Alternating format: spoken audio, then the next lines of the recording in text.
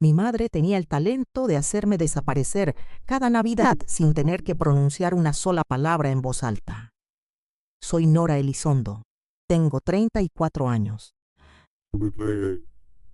Y para cuando compré una casona en un tranquilo pueblo de la sierra, ya había pasado la mayor parte de mi vida aprendiendo lo que se sentía ser tratada como un pensamiento de último minuto en mi propia familia. Durante años, el 25 de diciembre significó lo mismo para mí, una silla vacía en la mesa.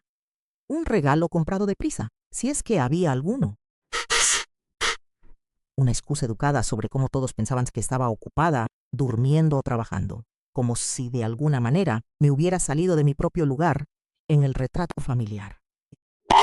La Navidad pasada fue el año en que finalmente dejé de fingir que era un accidente. Manejé 5 horas bajo una lluvia helada con la cajuela llena de regalos caros, solo para encontrar la casa brillando de calidez, música que claramente no tenían espacio para mí. Cuando la puerta se abrió, me recibieron con una sorpresa que se parecía mucho más a la irritación. Me quedé allí parada en el frío, sosteniendo bolsas en ambas manos, mientras la persona que debería haber querido que estuviera allí actuaba como si me hubiera presentado sin invitación a la celebración de otra persona. Esa fue la noche en que algo dentro de mí se quedó inmóvil. Así que este año me compré algo de lo que nadie en esa familia podría adjudicarse el crédito. Una casona, viejos muros de piedra, rejas de hierro y suficiente silencio para finalmente escuchar mis propios pensamientos. Pensé que ese sería el final de todo. Pensé que la distancia, el papeleo y las rejas cerradas con llave serían suficientes. Me equivoqué, porque en el momento en que se enteraron de que tenía algo hermoso, algo valioso, algo que podían usar, se acordaron de mí de golpe. Y cuando llegaron a mi reja, no vinieron con disculpa. Vinieron con un cerrajero, una historia y un plan que me habría arruinado si todavía hubiera sido la mujer que ellos pensaban que era. Antes de contarte cómo me encontraron y por qué pensaron que podían tomar lo que era mío, dime desde dónde me escuchas esta noche y qué tan tarde es en donde estás, porque esta historia de Navidad llegó mucho más lejos de lo que mi familia jamás esperó. Oye, ¿el clima en donde estás se siente en perfecta sintonía con tu estado de ánimo actual? No compré la casona porque quisiera sentirme rica. La compré porque estaba cansada de sentirme localizable. Después de la Navidad pasada, cambié todo de formas que nadie en mi familia notaría hasta que fuera demasiado tarde. Cambié mi número de teléfono. Bloqueé cada cuenta vieja que pudieran usar para rastrearme. Mudé mi correspondencia a un buzón privado a 2 pueblos de distancia. Dejé de publicar fotos, dejé de comentar, dejé de dejar cualquier pequeña huella digital que pudiera llevarlos de vuelta a mí. En mi trabajo en Monterrey, mantuve mis rutinas limpias y aburridas.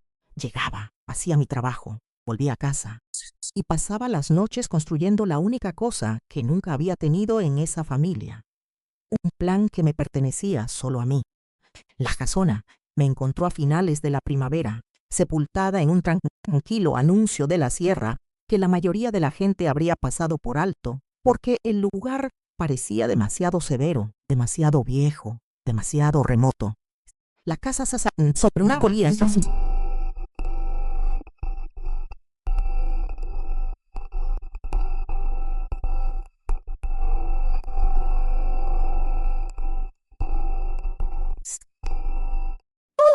Los lugareños la llamaban la Casona de los Espinos, y venía con capas de protección legal porque formaba parte del distrito histórico. La mayoría de los compradores habrían visto trámites burocráticos. Yo vi una armadura. La compré a través de una estructura de fideicomiso que hacía que el papeleo fuera más difícil de rastrear que una escritura normal. Eso me importaba. Quería privacidad, pero más que eso, quería distancia entre mi nombre y cualquier cosa que mi familia pudiera intentar tocar. Para diciembre, la casa finalmente era mía para vivir en ella. Incluso si el título de propiedad se encontraba dentro de un acuerdo legal demasiado aburrido para que la mayoría de la gente lo entendiera. y demasiado sólido para que los mentirosos descuidados lo eludieran. 3 días antes de Navidad, subí en coche con la cajuela llena de víveres, libros, velas y suficiente buen vino para que me durara una semana. Recuerdo estar de pie en el vestíbulo principal esa primera noche, escuchando como el silencio subía, nadie interrumpiéndome, nadie preguntando qué le había traído a Lorenzo, nadie diciéndome que fuera paciente, que fuera amable, que fuera la persona más madura, como si haber sido descuidada hubiera sido siempre una especie de prueba moral que se suponía que debía pasar. Por ver primera en mi vida, el silencio no se sintió como un castigo, se sintió elegido. Caminé por cada habitación lentamente, rozando con las yemas de los dedos la madera vieja y la piedra fría, y me permití imaginar una Navidad que me perteneciera. Encendí la chimenea de la biblioteca, abrí una botella de Cabernet, me senté en un sillón de cuero y contemplé las llamas, hasta que me di cuenta de algo casi vergonzoso. Me sentía segura. Ese sentimiento era tan desconocido que me hizo reír a carcajadas en una habitación vacía. Debí haber sabido que una paz tan nítida nunca quedaría sin ser desafiada. Porque mientras yo construía una vida en la que nadie de mi familia se había ganado el derecho de entrar, alguien más había estado observando desde la distancia, esperando el momento en que mi privacidad se convirtiera en algo que pudieran explotar. No sabía entonces que mi madre ya había empezado a hacer preguntas. Ya había empezado a decirle a la gente que me estaba aislando. Ya estaba sembrando la idea de que me había vuelto inestable, reservada, difícil. En otras palabras, exactamente el tipo de mujer a la que la gente deja de creerle cuando dice que está en peligro. Ese fue siempre su truco favorito. Nunca tuvo que pegarme ni gritarme en público. Solo tenía que contar la historia primero. Y para la tarde del 23 de diciembre estaba lista para contar otra en la reja de mi entrada. Escuché los motores antes de ver los autos. Ese camino no conducía casi a ninguna parte, y nadie subía por ahí por accidente, especialmente no tan tarde en la tarde, cuando la nieve empezaba a caer de nuevo. Estaba en la cocina sirviéndome un vaso de agua cuando el sonido avanzó por la entrada, grave y costoso. El tipo de sonido que anuncia a personas que piensan que el mundo debería abrirles paso. Mantuve las luces apagadas y me acerqué a la ventana delantera. 2 camionetas oscuras aparecieron a la vista, seguidas por la camioneta de un cerrajero. Mi primer sentimiento no fue miedo, fue ofensa. No habían llamado, no se habían disculpado, no se habían presenzado para decir que me extrañaban. Habían traído herramientas. La primera puerta se abrió y mi madre bajó con un abrigo de lana color crema que parecía elegido para una sesión de fotos navideña, en lugar de para una invasión de propiedad. Detrás de ella venía mi padre, Ricardo Elizondo, portando ya esa expresión de cansancio que usaba cada vez que quería que los extraños pensaran que él era el sensato. Lorenzo bajó de la segunda camioneta hablando por teléfono y luego comenzó a descargar soportes de exhibición desarmados y contenedores de almacenamiento como si estuviera llegando a un trabajo. Eso me dijo más de lo que cualquier discurso podría haber hecho. No estaban aquí de visita. Estaban aquí para instalarse. Caminé hacia la reja y me detuve de mi lado de los barrotes. Mi madre me sonrió de esa manera dolorida y delicada que usaba cuando quería que el público creyera que estaba sufriendo con nobleza. «Nora», dijo ella, como si todo esto fuera de lo más sencillo. «Abre la reja, cariño. Hace un frío helador». Yo hice la única pregunta que importaba. «¿Cómo me encontraron?» Ricardo suspiró antes de que ella pudiera responder, y eso por sí solo me dijo que quería disfrutar de esto. «Lorenzo encontró una foto etiquetada del piso en Internet», dijo. Luego cotejó el trabajo de piedra con un viejo archivo de conservación histórica. «De verdad, deberías tener más cuidado». Había algo tan tranquilo en la forma en que lo dijo, como si violar mi privacidad demostrara que yo de alguna manera había reprobado una prueba de inteligencia. Mi madre se acercó más a los barrotes.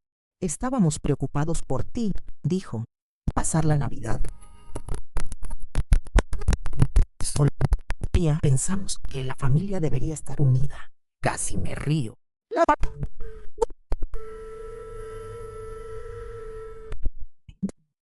Entonces,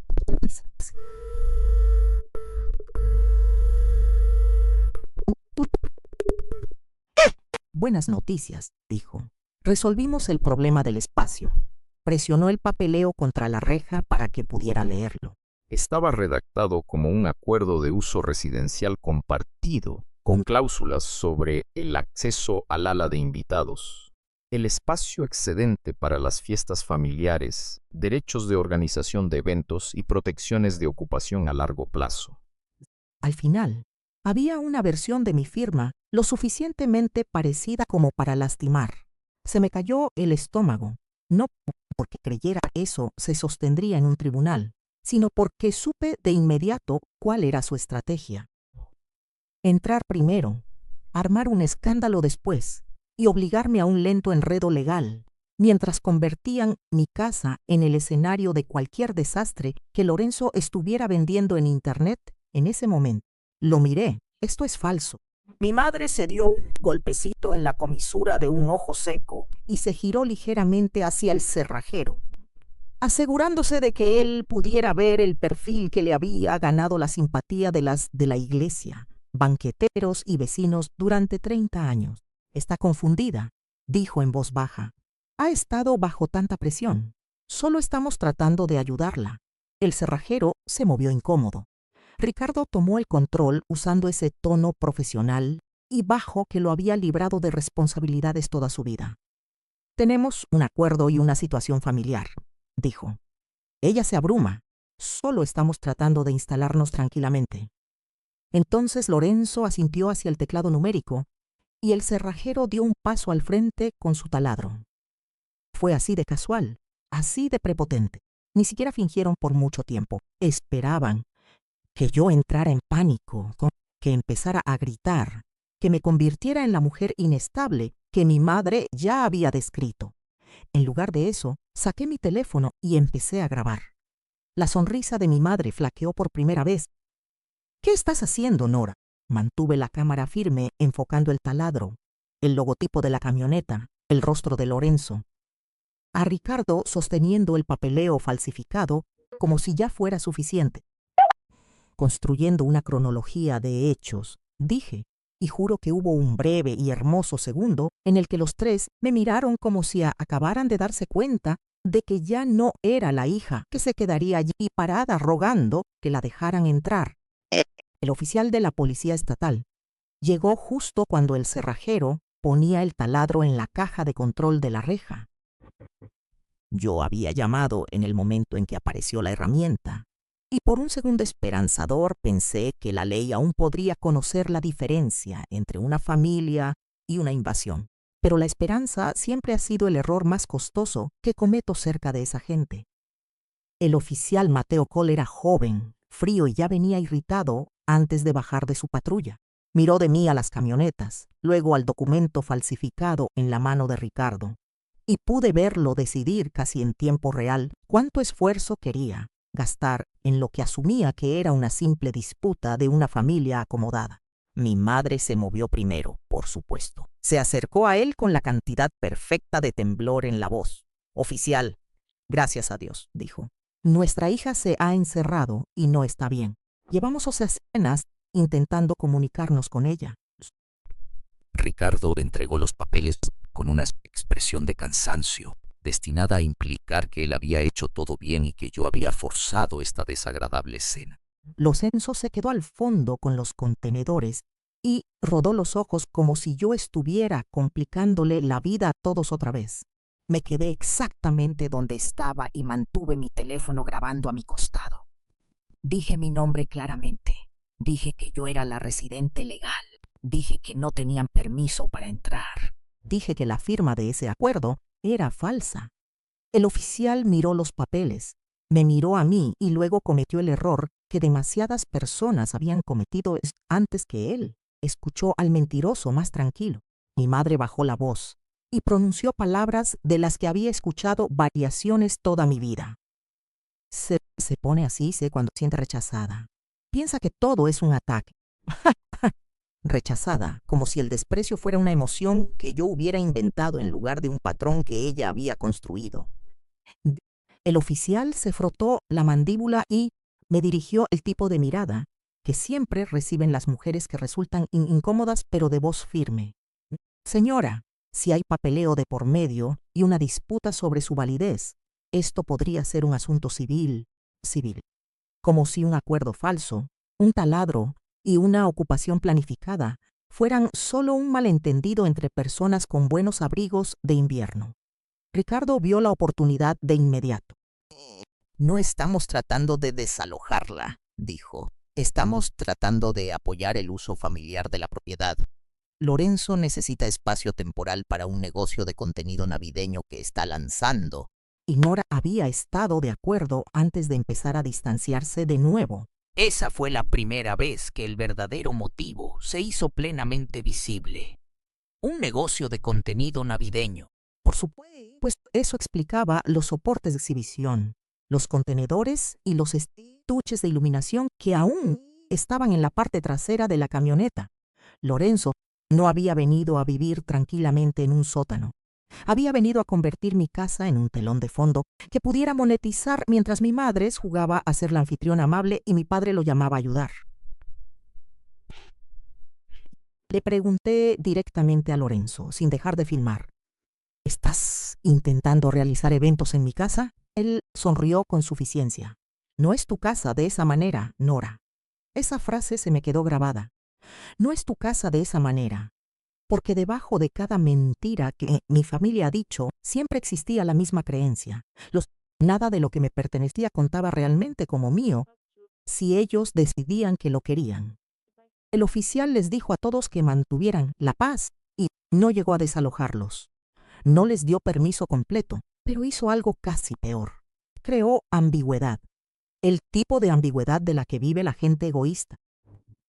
En el momento en que retrocedió hacia su patrulla, Lorenzo comenzó a descargar más equipo en el borde del camino.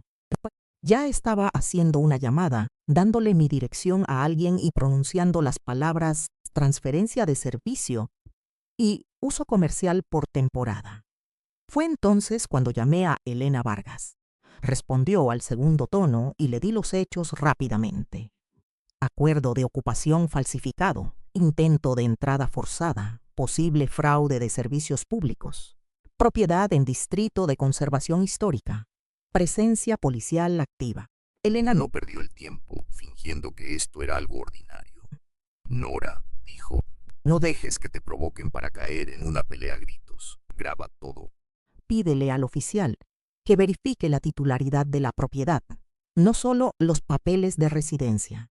Y si Lorenzo está usando la propiedad para actividad comercial, está a punto de cavar su propia tumba. Miré a mi familia, los contenedores, la falsa preocupación, la actuación, y por primera vez ese día sentí algo más firme que la ira, sentí estructura. Se habían presentado creyendo en que yo estaba sola.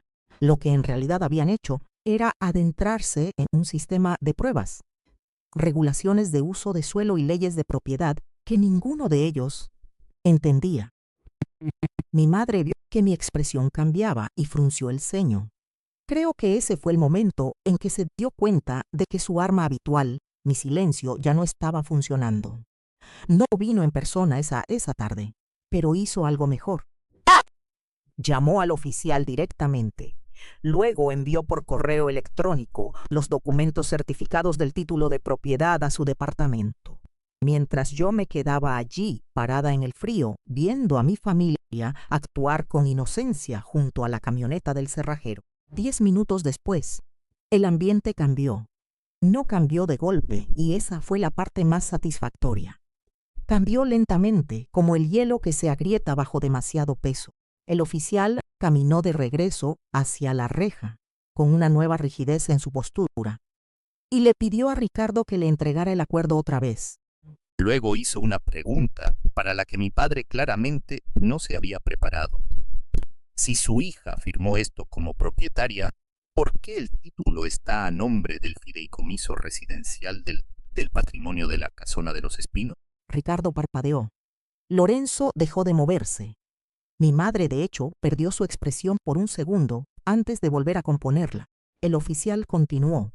Hablando ahora con esa paciencia forzada que la gente usa cuando se da cuenta de que alguien ha intentado arrastrarla a una mentira. La señorita Elizondo es la beneficiaria residente y ocupante fiduciaria. El título no está a su nombre individual, como afirma este documento. Eso significa que su acuerdo tiene un problema grave de validez antes de que siquiera hablemos de la supuesta firma. Elena se unió entonces por el altavoz del teléfono y escucharla desmantelarlos fue casi un lujo. Explicó que nadie tenía autoridad para crear derechos de ocupación privada contra el fideicomiso de la manera en que este documento lo intentaba.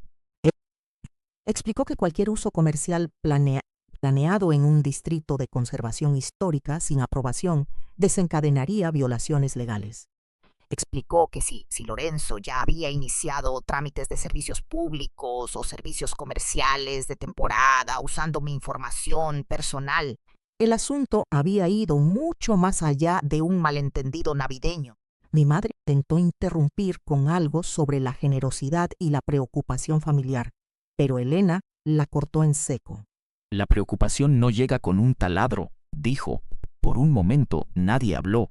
El oficial finalmente les dijo que abandonaran el lugar y dejaran de descargar pertenencias. Lorenzo discutió primero. Naturalmente. Dijo que esto era un acoso, que yo le había prometido espacio, que estaba saboteando su usamiento. Mi padre intentó la rutina del viejo hombre respetable una última vez. Seguramente esto se puede resolver en privado. Pero ya no quedaba nada privado. Mi teléfono lo tenía todo. El oficial lo tenía todo. Elena lo tenía todo. Mi madre dio un paso al frente y siseó mi nombre con una voz demasiado baja para el oficial, pero no demasiado baja para mí. Nos estás humillando. Esa palabra casi me hizo reír. Como si la humillación acabara de llegar a nuestra familia y no hubiera estado sentada junto a mí en cada cena de Navidad desde mi infancia. Finalmente comenzaron a empacar, pero no como personas que aceptan la derrota. Se movían como quienes acumulan rabia para más tarde. Lorenzo empujó los contenedores de vuelta a la camioneta con suficiente fuerza como para agrietar uno. Ricardo dobló el papeleo falsificado con mano temblorosa, posa, y no dejaba de mirarme, como si estuviera tratando de memorizar la versión de mí que se había vuelto peligrosa. Mi madre no me dijo nada más frente al oficial. Y así fue como supe que ya estaba planeando la siguiente versión de la historia. Se fueron antes del atardecer. Los observé hasta que las luces traseras desaparecieron entre los árboles. Luego cerré la reja con llave y caminé de regreso hacia la casa, con ese tipo de agotamiento que se siente casi químico. Pensé que había ganado el primer asalto limpiamente. Me equivoqué. Adentro, revisé la transmisión de la cámara frontal y encontré estática. Luego, la transmisión de la entrada lateral también se cortó. Lorenzo había hecho algo al salir, probablemente en la caja de conexiones de cables, junto a la columna de piedra cerca de la entrada. No había cortado la energía. Había hecho algo más intencionado. Había cegado las dos cámaras que más importaban si regresaban después del anochecer. Unos minutos más tarde, sonó mi teléfono. Era la compañía de luz, pidiéndome que confirmara una solicitud de actualización de servicio que yo nunca había realizado. Lorenzo ya había intentado modificar parte de la estructura de la cuenta, usando información que solo un familiar sabría. Fragmentos de datos personales, direcciones antiguas, preguntas de seguridad. Mi piel se enfrió de una manera que el aire del invierno no podía lograr. Esa noche me senté en el escritorio de la biblioteca bajo la luz de la lámpara con mi computadora portátil abierta. Y construí el expediente que más tarde los arruinaría. Bloqueé mi historial crediticio. Documenté el intento con la compañía de luz. Le envié a Elena cada captura de pantalla. Presenté un reporte por robo de identidad. Escribí la cronología de los hechos a mano porque a veces es más fácil confiar en la ira cuando puedes verla escrita en tinta. Y, en algún momento, después de la medianoche, mientras el fuego ardía abajo y la vieja casa se asentaba a mi alrededor, me di cuenta de algo simple y horrible. No habían venido porque me amaran. Habían venido porque nadie había construido algo tan fuera de su control que la única forma en que podían vivir con ello era arrebatármelo. Ese tipo de desesperación no se va en silencio. Da vueltas y regresa. Por la mañana, mi madre había hecho exactamente lo que yo sabía que haría. Hizo pública la situación primero. Un primo con el que no había hablado en años me envió una captura de pantalla antes del desayuno. Mi madre había publicado en Facebook que ella y mi padre habían manejado todo el camino hasta Valle Verde para ver cómo estaba su hija aislada, Agresiva y escondida sola en una oscura casa histórica después de semanas de comportamiento preocupante. Los comentarios estaban llenos de lástima por ella y desprecio hacia mí, rezando por tu familia. Ella siempre pareció problemática. Algunos hijos no entienden el sacrificio. Leí cada línea sin responder. Luego tomé capturas de pantalla de todo y las guardé en una carpeta etiquetada como difamación. Esa era la diferencia entre mi antiguo yo y la mujer sentada en la casona de los espinos. Ahora ya no discutía con las mentiras en el momento, las archivaba. Alrededor de las 10, Lorenzo lo intentó de nuevo desde un ángulo diferente. Esta vez no fueron solo los servicios públicos. Dana.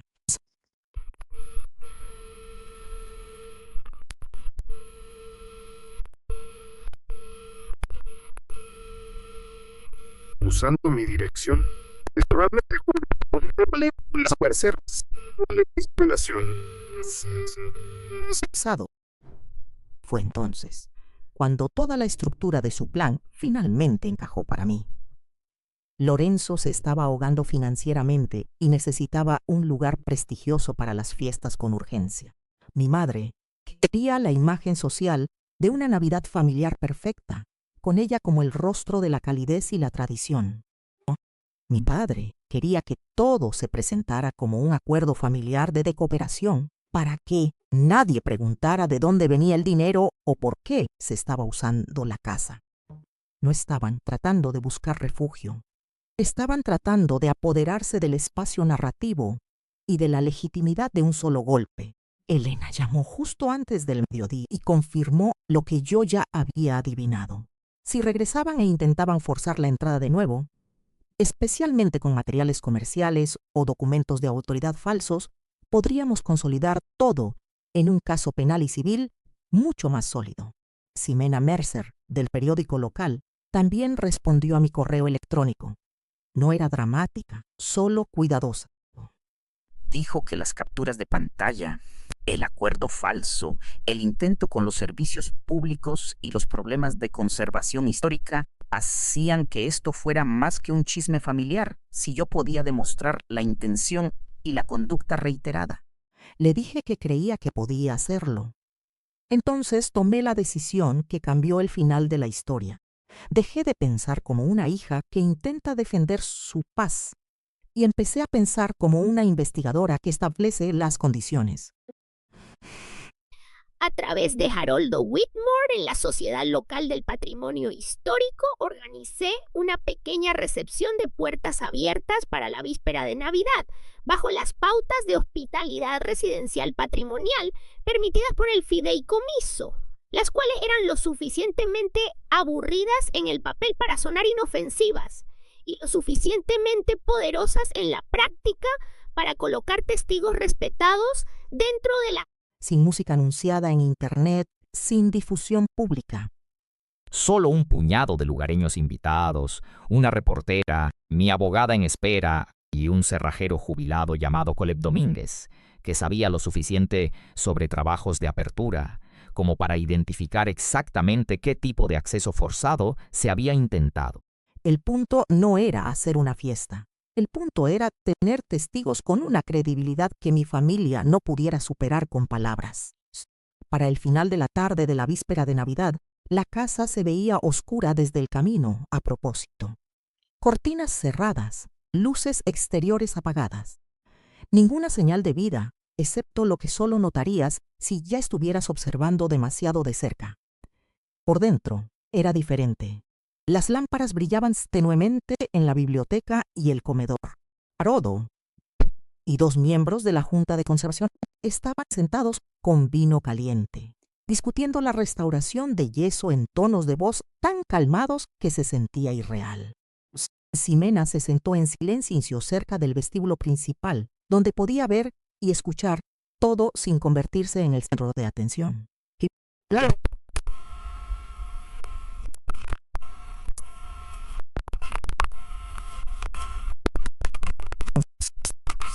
Las precisas.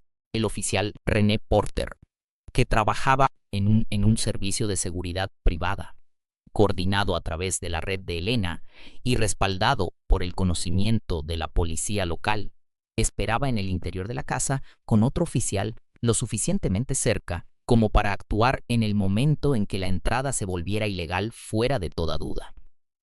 Yo estaba de pie en el vestíbulo con un vestido negro que había elegido por una sola razón.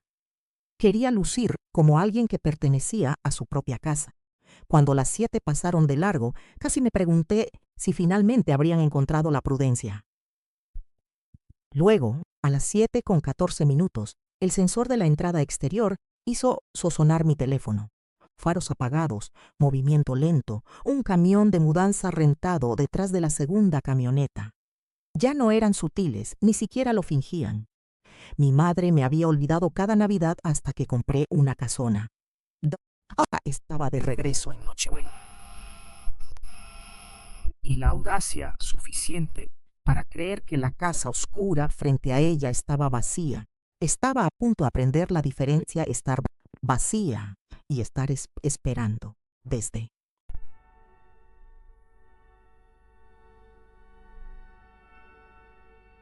Jesús. De un camino adelantado, Lorenzo saltó primero esta vez, con una palanca en una mano y la energía salvaje y acorralada de alguien a quien se le habían acabado las mentiras más suaves. Ricardo venía detrás de él, cargando una carpeta lo suficientemente gruesa como para hacer otra puesta en escena. Mi madre salió al final con un abrigo oscuro, bien peinada y con el maquillaje perfecto, porque incluso ahora, incluso al borde de un delito, quería verse bien haciéndolo. Había un segundo cerrajero también, más joven que el primero y nervioso, exactamente de la manera en que la gente culpable siempre lo está cuando se da cuenta demasiado tarde de que la emergencia familiar de otra persona puede ser en realidad un delito grave. Nadie en la casa se movió hacia la puerta. Esa fue la belleza de esto. Dejamos que demostraran su intención sin interrupciones.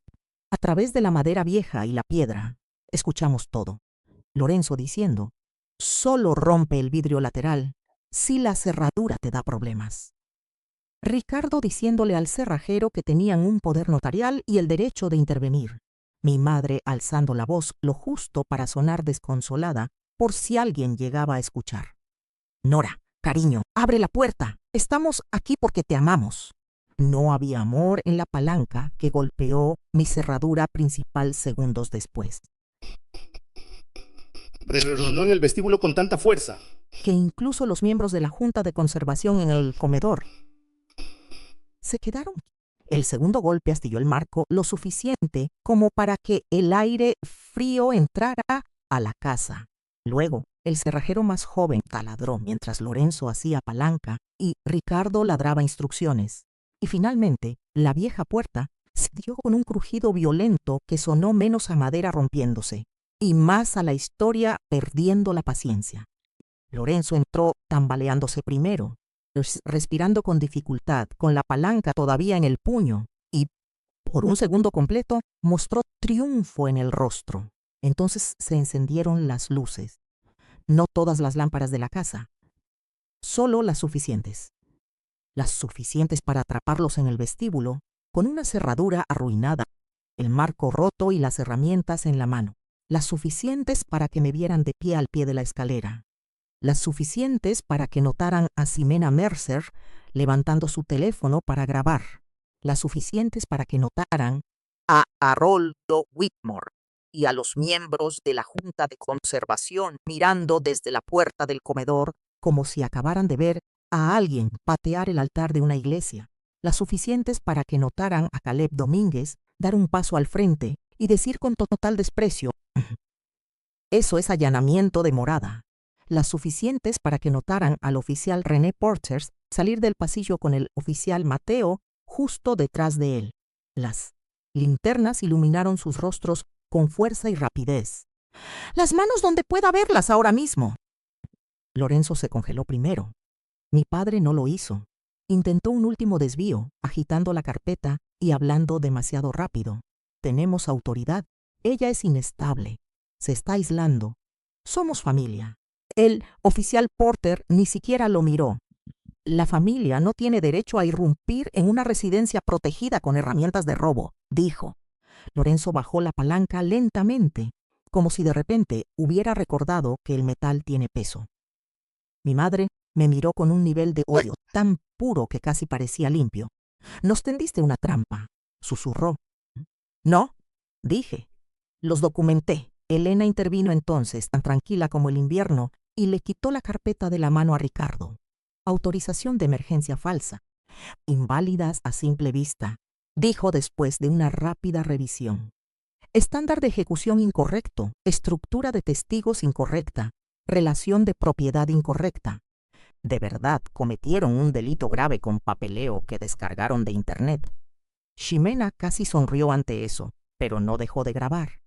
Mi madre de nuevo intentó un ángulo diferente. Comenzó a llorar ruidosa y hermosamente, de la misma manera que siempre lo hacía cuando necesitaba que los extraños vieran dolor en lugar de estrategia. Pero esta vez, el público tenía contexto. Ximena tenía la publicación de Facebook. Elena tenía el acuerdo falsificado. Yo tenía el rastro del fraude de servicios públicos. Caleb tenía la cronología previa de manipulación. Haroldo ya había visto los contenedores comerciales en la primera visita y sabía exactamente qué tipo de violación histórico pretendía cometer Lorenzo. Mi padre buscó el control de nuevo y volvió a fallar. «Esto ha ido demasiado lejos», dijo. «Nora, diles que solo vinimos a hablar».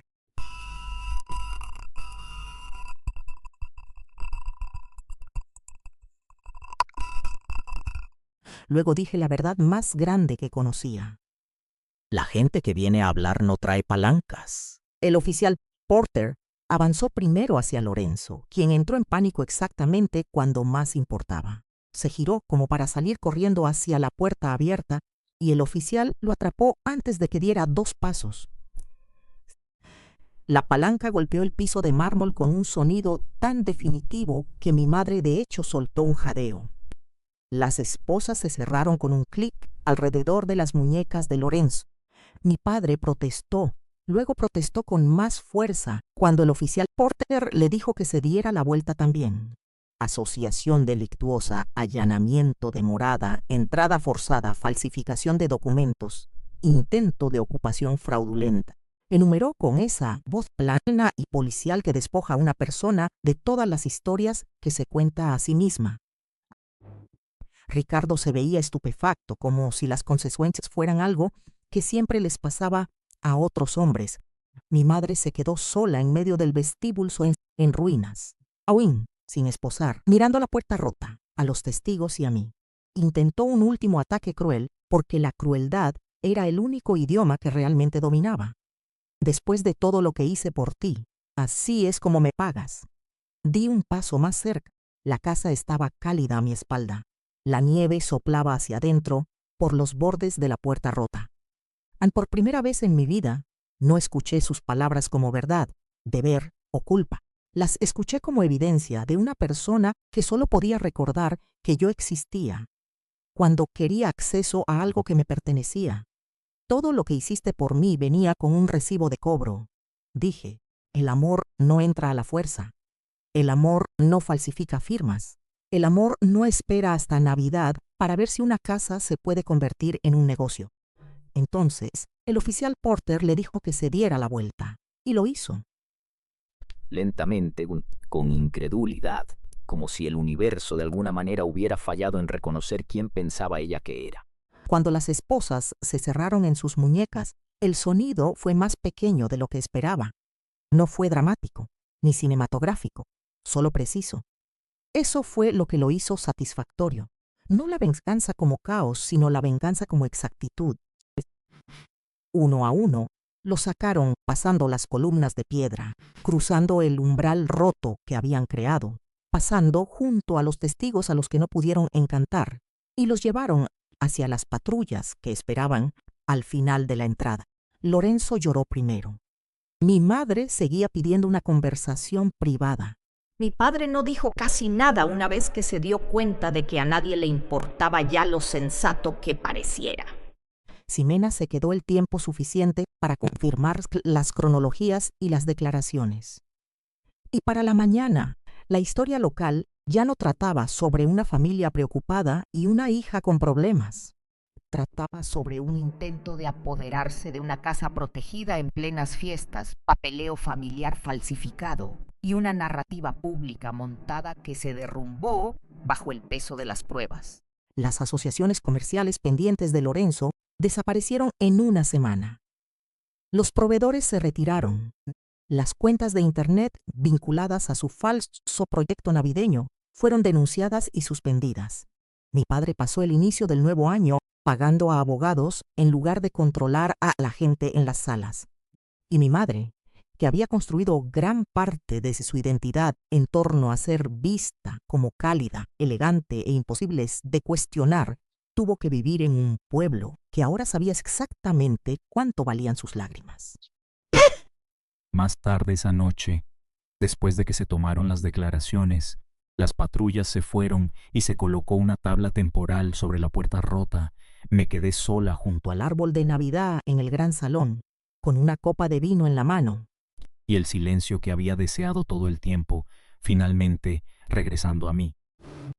La lección se quedó conmigo. No fue solo que los límites importan.